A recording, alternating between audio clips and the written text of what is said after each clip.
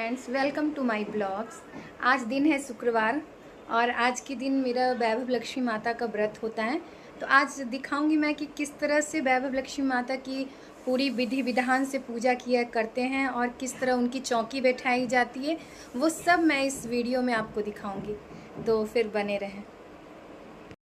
आज पूजा के दिन शुक्रवार को शाम को लगभग 3-4 बजे माता की चौकी बनाई जाती है और वो चौकी जो बैठती है वो किस तरह से बैठाते हैं वो मैं आपको बताऊंगी। अभी सबसे पहले स्नान करके साफ सुथरे कपड़े पहन के और हम उसके बाद व्रत का संकल्प लेते हैं और उसी दिन शाम को फिर शुक्रवार को शाम को ही लगभग 3-4 बजे के लगभग फिर स्नान कर और अच्छे कपड़े साफ सुथरा कपड़ा पहन कर हम चौकी सजाते हैं माता की। तो देखिए किस तरह से चौकी सजाते हैं हम।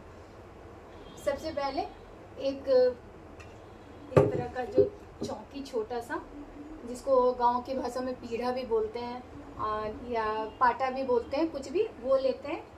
फिर इसके ऊपर हम एक रुमाल बिछाते हैं, इसके ऊपर इस पे रुमाल डालते हैं। फिर इस पे हम वैभव लक्ष्मी माता की तस्वीर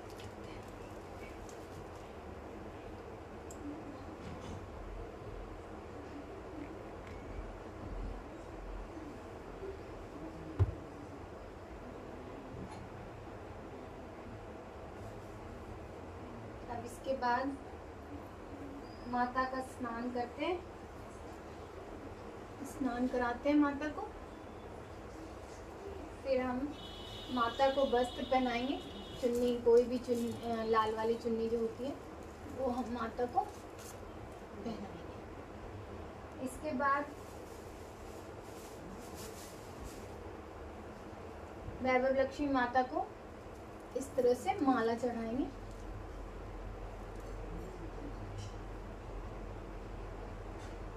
अब माता को कुमकुम लगाएंगे।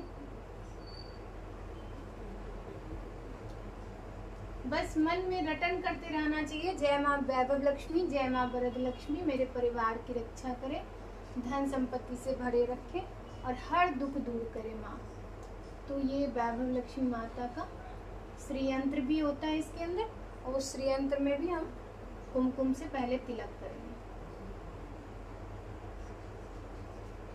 फिर हम सिंदूर लगाएंगे माता को।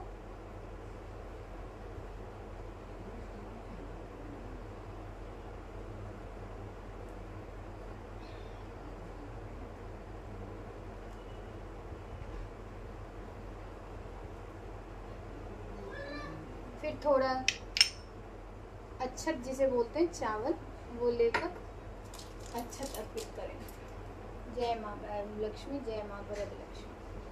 अब हम इस तरह का एक कलश लेंगे। कलश पे हम कुमकुम से पहले इस तरह से कुमकुम का 5 लगाएंगे। 5 हम कुमकुम का तिलक लगाएंगे कलश पे।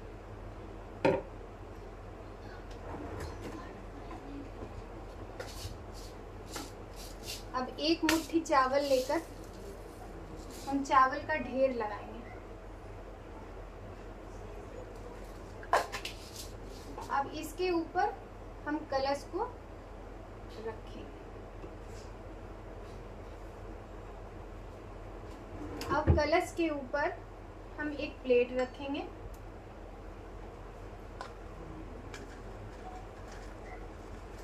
और इसमें इसके ऊपर कोई भी एक सोने का या चांदी का कोई भी एक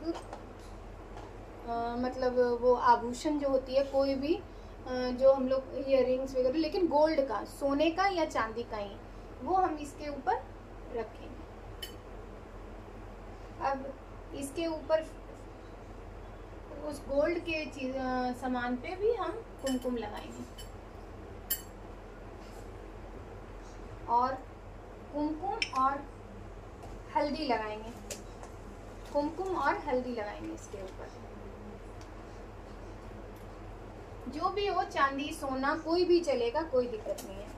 और एक द्रव्य रखेंगे, द्रव्य मीन्स सिक्का, एक सिक्का रखेंगे यहाँ पे। और उस पर भी हम कुमकुम का तिलक करेंगे। अब माता को पुष्प अर्पित करेंगे। लाल फूल जो है वो जो हमने गोल्ड का रखा था उसके ऊपर चढ़ाएंगे, कलश के ऊपर, और फूल माता पे अर्पित करेंगे।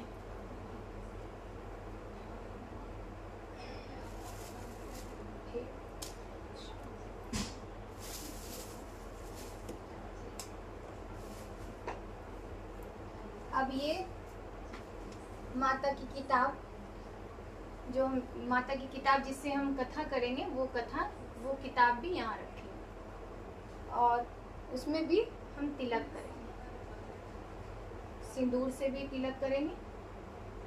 और एक फूल रखेंगे जो कि हम कथा करते समय इसको हाथ में लेकर कथा करेंगे। अब माता को भोग चढ़ाएंगे। भोग में कुछ भी हो सकता है। मैंने लड्डू, बताशा, कुछ फ्रूट, ये हम माता को चढ़ाएंगे।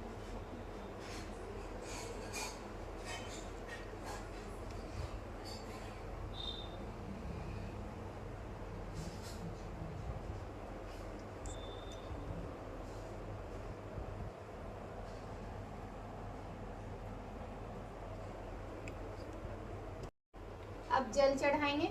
एक ग्लास में जल लेकर माता के सामने रखेंगे।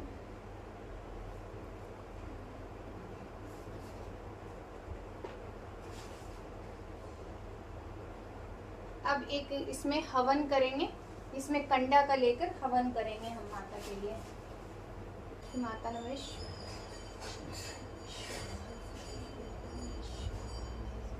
और अगरबत्ती जलाएंगे, माता की ज्योत जलाएंगे, ये दीपक जलाएंगे और अगरबत्ती जलाएंगे।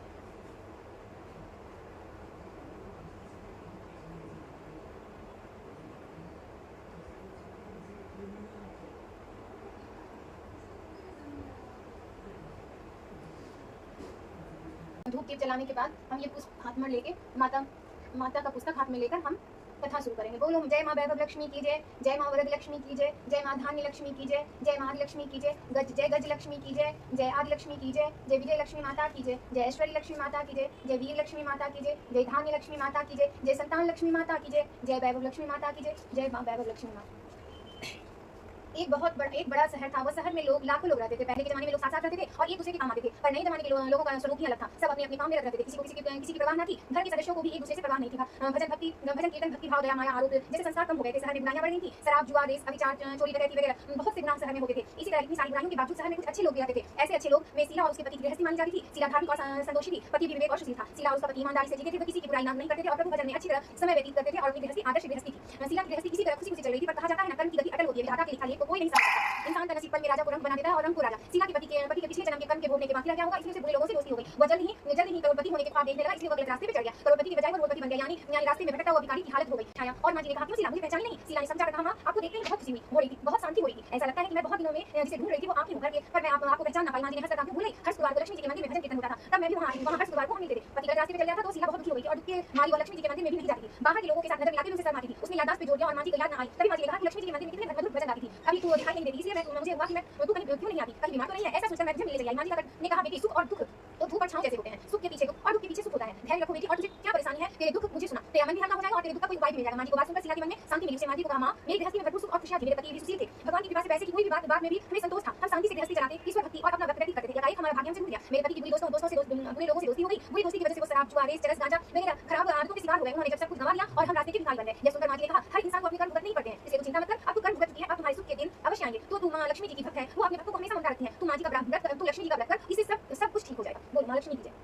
माँ जी ने कहा, 11 का 21 जो मन्नत मानी हो, पहले शुक्रवार वैभव लक्ष्मी माता का व्रत श्रद्धा भावना से करना चाहिए। व्रत की आखिरी शुक्रवार को जो शास्त्र विधि अनुसार उद्यापन विधि। दूसरे दिन शुक्रवार का सवेरे स्नान करके स्वच्छ कपड़े पहनकर शीला मन ही मन श्रद्धा से और अपने भाव से जय माँ लक्ष्मी का व्रत करने लगी। सारा दिन किसी की छुट्टी न थी। शाम हुई, वह हाथ पैर मुंह धोकर शीला को दिशा में मुंह करके बैठी। घर में पहले सोने की बहुत गहने थे, अब पतिदेव के गलत रास्ते पे चल जाने से गिरवी रख दिए गए थे। तो नाक की चुन्नी बची थी, नाक की चुन्नी निकालकर उसे धोकर शीला ने कटोरी में रख दी। सामने पार्टी पर रुमाल रखकर मिट्टी में चावल का ढेर, उसमें तांबे का कलश भरकर रखा, उसके ऊपर चुन्नी वाली कटोरी रखी। और जैसे माँ जी ने कहा था, शास्त्र विधि अनुसार वैभव लक्ष्मी व्रत किया। यह प्रसाद पहले पति को खिलाया। प्रसाद खाते ही पति के सौभाग्य में फल पड़ गया और उसने शिला को मारा नहीं, सताया नहीं। शिला बहुत आनंद हुआ। उसने मन ही मन वैभव लक्ष्मी व्रत को श्रद्धा बढ़ गई और शिला ने पूर्ण श्रद्धा भक्ति से 21 शुक्रवार को माँ जी से कहे मुताबिक उद्यापन विधि करके 7 स्त्रियों को वैभव लक्ष्मी व्रत का 7 पुस्तकें उपहार दी। फिर माता जी के धन स्वरूप लक्ष्मी की छवि को वंदन करके भाव से मन ही मन प्रार्थना करने लगी, हे मां धन लक्ष्मी, मैंने आपका वैभव लक्ष्मी व्रत करने का मन्नत मानी थी, आज वह व्रत पूर्ण हुआ। हे मां, मेरी हर विपत्ति दूर करें, हमारे सबका कल्याण करो, जिसे संतान न हो उसे संतान देना, सौभाग्यवती स्त्री का सौभाग्य अखंड रखना, कुंवारी लड़की का मन पति देना और आपका यह चमत्कारी वैभव लक्ष्मी व्रत करे, उनकी सब विपत्ति दूर करना, सबको सुखी रखना।